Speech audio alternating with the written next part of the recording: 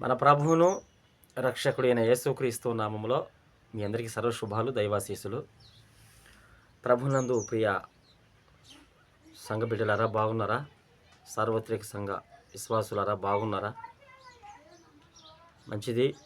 ఈరోజు మన యొక్క ఆత్మీయత ఎదుగుదల, ఆత్మీయతలో ఉన్న బలము ఎందులో ఉన్నది అని మనం ఒకసారి ఆలోచన కానీ చేస్తే మనకి బైబిల్ గ్రంథంలో ఇట్టే మనకి సమాధానం దొరుకుతుందండి.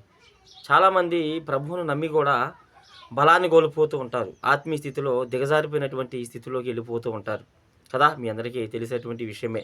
ఎందుకంటే నాకైనా మీకైనా ఇవన్నీ ఆత్మీయతలో పడిపోవడం అనేది, మరలా నిలబడడం అనేది మనకన్నీ కూడా రుచి చూసినటువంటి అనుభవాలే కదా! ఇప్పుడు ఆత్మీయతలో నుంచి మనము పడిపోకుండా స్థిరంగా ఉండాలి అంటే దానికి కారణము, దానికి మూలము, దానికి బలము ఎక్కడ ఉంది అని ఒకసారి మనం ఆలోచన చేస్తే నెహెమ్యా గ్రంథకర్త అంటాడు. నెహెమ్యా గ్రంథకర్త 8వ అధ్యాయము 10వ వచనం చివరిలో యెహోవా యందు ఆనందించుట వలన మీరు బలమొందెదరు. Praise the lord. యెహోవా యందు ఆనందించుట వలన మీరు బలమొందెదరు. ఏ స్థితిలో ఉన్నా సరే, లేమి స్థితిలో ఉన్నా సరే, అప్పుల స్థితిలో ఉన్నా సరే, దుఃఖకరమైన స్థితిలో ఉన్నా సరే, ఏమండి శోధనల స్థితిలో ఉన్నా సరే, ఏ స్థితిలో ఉన్నా సరే, యెహోవా యందు ఎవరైతే అధికముగా ఆనందిస్తారో వారు బలం పొందెదరు అని నేను చెప్పట్లేదు. సాక్షాత్తు వచనమే నెహెమ్యా గ్రంథకర్త ఆ మాట చెప్పడం జరుగుతూ ఉంది. ప్రభునందు ప్రియ సంగమా, ఈనాడు మనిషి బలం కోసం, శరీరం బలం కోసం ఆహారం తింటా ఉంటాడు. కానీ శరీరం బలం విషయం మనకి పక్కన పెడితే శారీరకంగా బలం పొందుకోవటం కాదు, ఆత్మీయతలో బలం పొందుకోవాలి. ఈ ఆత్మీయతలో బలం పొందుకోవాలంటే మనం ఏం చేయాలి?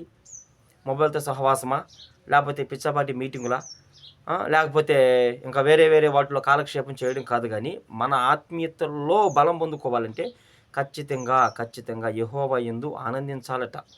కీర్తనకారుడు చెప్తాడు, మొదటి కీర్తన గ్రంథం, దేవారాత్రంలో ధ్యానించేవాడు ధన్యుడు. ఆ ధర్మశాస్త్రాన్ని చెబుతాడు కదా, దేవారాత్రంలో ధర్మశాస్త్రాన్ని ధ్యానించేవాడు ధన్యుడు, అతడు నీటి కాలంలో నాటబడిన చెట్టు వలె ఉంటాడు అని కూడా కొన్ని మాటలు అక్కడ చెప్పడం జరిగింది. మొదటి కీర్తనలో కొన్ని వచనాలు అక్కడ ఉంటాయి. ఏమండి, దేవారాత్రము ఎవడైతే దాన్ని ధ్యానిస్తాడో, ఎవరైతే యేసులో, ఎవరైతే దేవునిలో గత కాలంలో చేసిన ఉపకారాలు తలుపోసుకుంటూ, నా దేవుడు ఈ సంవత్సరంలో కూడా అధికమైన కార్యాలు, మేలులు, ఉపకారాలు నా జీవితంలో చేస్తాడు అని ఎవరైతే వారు ఎదుర్కొంటున్న పరిస్థితులను ప్రక్కన పెట్టి దేవునిలో ఆనందిస్తారో అట్టి వారు దినదినము బలాభివృద్ధి పొందుకుంటారని నెహెమ్యా గ్రంథకర్త సెలవిస్తూ ఉన్నాడు. దేవునికి స్తోత్రం. మన యొక్క అంటే యెహోవాలో, యేసులో మనం ఎలా ఆనందిస్తాము అంటే ప్రార్థన, వాక్య ధ్యానము, ఇతరులతో సువార్త పంచుకోవటం. ఎవరైనా ఆత్మీయ జీవితంలో పడిపోయినప్పుడు వారి దగ్గరికి వెళ్ళి కొన్ని దేవుని మాటలు చెప్పి మరలా సంఘానికి తిరిగి తీసుకునే విషయంలో, దేవునితో సహవాసం చేసే విషయంలో ఇలా యెహోవా యందు ఆనందించడం అంటే ఇలా అన్నమాట. అర్థమవుతుందా? ఇవన్నీ కూడా మనము దినదినము మనం చేసినప్పుడు ఖచ్చితంగా అపవాది మన దగ్గరికి వస్తాడు. కానీ మన గడప దగ్గర వాడు ఉంటాడు. కానీ నువ్వు ఎప్పుడైతే గడప దాటి బయటికి వెళ్తావో నిన్ను వాడు పట్టుకోవడానికి వాడికి అవకాశం లేదు, దమ్ము లేదు. ఎందుకంటే నువ్వు యెహోవాలో నువ్వు ఆనందిస్తున్నావు, ఆయన కుమారుడైన యేసు ప్రభువులో ఆనందిస్తున్నావు, పరిశుద్ధాత్మ దేవుని యొక్క సహవాసంతో నువ్వు ముందుకెళ్ళిపోతా ఉన్నావు.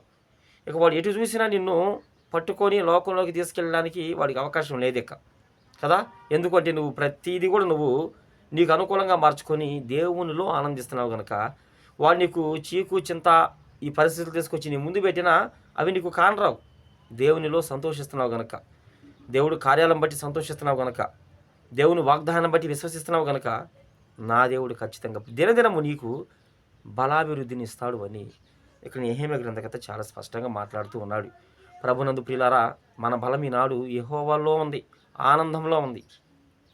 నేను ఆనశాలే మన పాడాడు, ఒక పాట పాడి, నీలో నేను నాలో నీవు ఉండాలని చెప్పేసి ఒక పాట పాడాడు నూతన సంవత్సరంలో. నీలోనే నా బలం, నీలోనే నా ఫలం, నీలోనే నా వరం, నీవేగా నా జయం. ఏమండి, చక్కని ప్రాసతో కూడిన చివరి చరణం. ఆయనలోనే మన బలం. యెహోవాలో ఆనందిస్తే మన బలము, మన ఫలము, మన వరము, మన జయము కూడా ఆయనేనట. కాబట్టి ఈ మాటను మీరు మర్చిపోవద్దు. నాకైనా, మీకైనా, సార్వత్రిక సంఘానికైనా ఈ మాట చాలా అవసరం. కాబట్టి దినదినము దేవుళ్ళు ఆనందిద్దాము, నూతన బలాన్ని పొందుకొని సాతాను కోటలు కూల్చి దేవుని రాజ్యాన్ని ఈ లోకంలో స్థాపించాలని మీ అందరికీ ప్రేమపూర్వకంగా తెలియజేస్తూ ఈ చిన్న వీడియో ముగిస్తూ ఉన్నా. దేవుని కృప మీ అందరికీ తోడే ఉండి నిత్యము పరమునకు నడిపించుకొనుగాక.